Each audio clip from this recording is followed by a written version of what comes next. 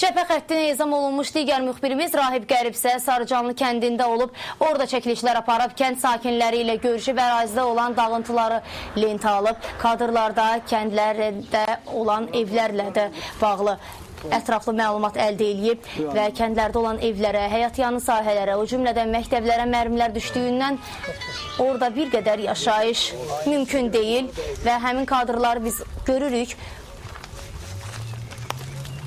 Həyatyanı sahəyə düşən bir mərmi isə partlamamış vəziyyətdə tapılıb. Sakinlər onu hasar alıblar. Sakinlər müxbirimizə müsahibəsində bildiriblər ki, erməni silahlı qüvvələrinin daim atəş açmalarına və evlərin dağıdılmalarına baxmayaraq həyatın normal axınla davam etməsi üçün əllərindən gələn əsirgəmirlər. Biz 2 gündür ki, Ağdamın Cəbhəyanı kəndlərini gəzirik. Ayaq Qərvənd, Orta Qərvənd kəndlərində oldu, orada dağıntılar izlədik. Bugün Sarıcalı kəndinə gəlmişik. Sarıcalı kəndində də böyük dağıntılar var. Evlərin birinə düşən mərmi evi tam yararsız hala salıb, yeni tikilən binadır, evdir. Yaxşı ki, evin sakinləri, qadınlar, uşaqlar evdən çıxarılmış, amma evin sahibi burada olub, o da ziyan çəkməyib, ev özü tam dağılmış haldadır.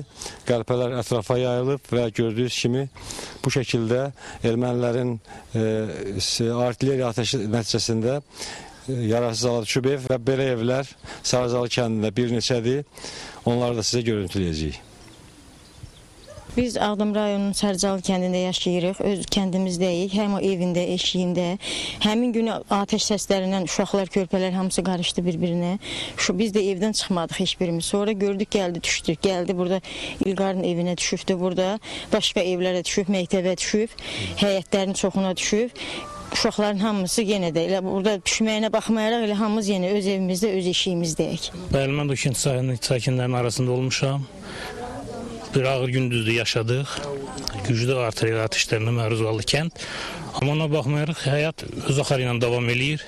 Bu saat şagirdlər öz sinif otaqlarında dərs keçirlər. Bax, bunlar da gördüyünüz hamısı bağça müəllimələridir, uşaqlar bağçada. Ziyandakı göz qabağındadır, bu da ev sakinidir. Allah ordumuza değməsin. Nə qədər ki ordumuz var, biz də buradayıq, arxasındayıq. Dağıntı da olsa da gənə Allah ordumuza değməsin, dövlətimizə değməsin. Axıra qədər də yanlarındayıq.